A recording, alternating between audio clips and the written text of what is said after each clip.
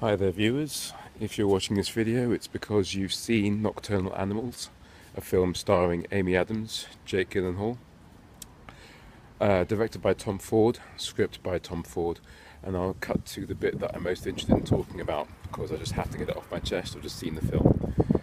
So Amy Adams is there waiting for her ex-husband to turn up after he's wooed her in the attempt to perhaps rekindle their love. He's used a book to draw her in, which shows the brutal slaying of another man's wife and child. So Amy Adams is there waiting and waiting for Jake Gyllenhaal's character to turn up, and he doesn't. Now my main theory is this, is that not only was it revenge by enticing her into his world, it was also revenge by suggesting to her that he was a published or to be published writer, and so therefore was valuable to her again.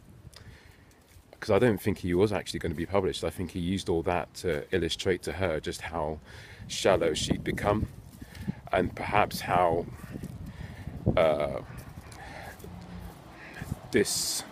disenchanted he was with the way that they split up, being in that she aborted their child and left him for someone else who was on the materialistic ladder that would no doubt please her parents.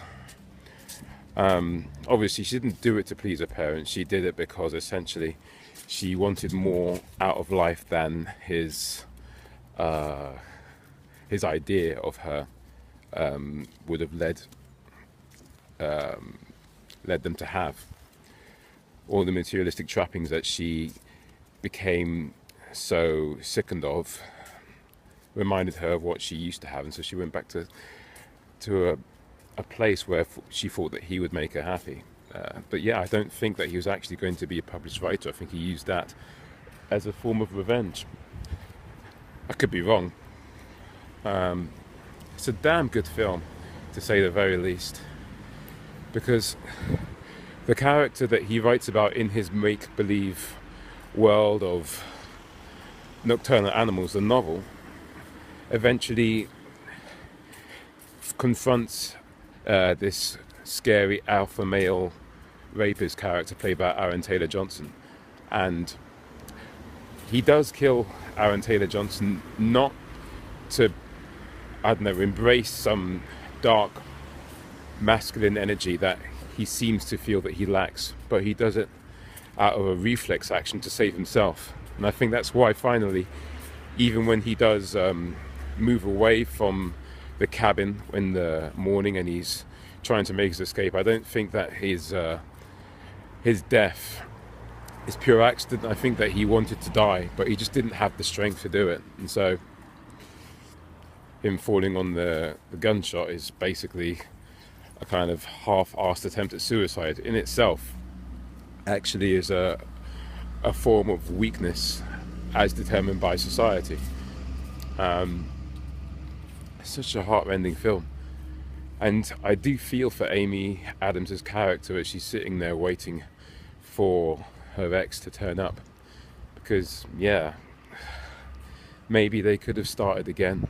But then again, on what premise, on what foundation, considering the fact that he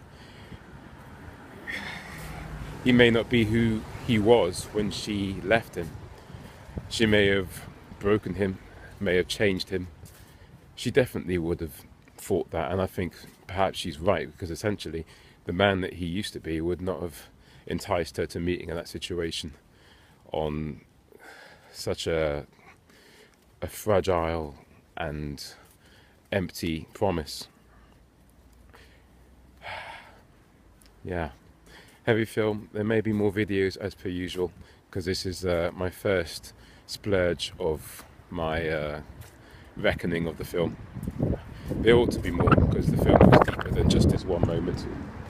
So I'm going to cross this road and not piss off any more drivers. See you in the mo with more videos.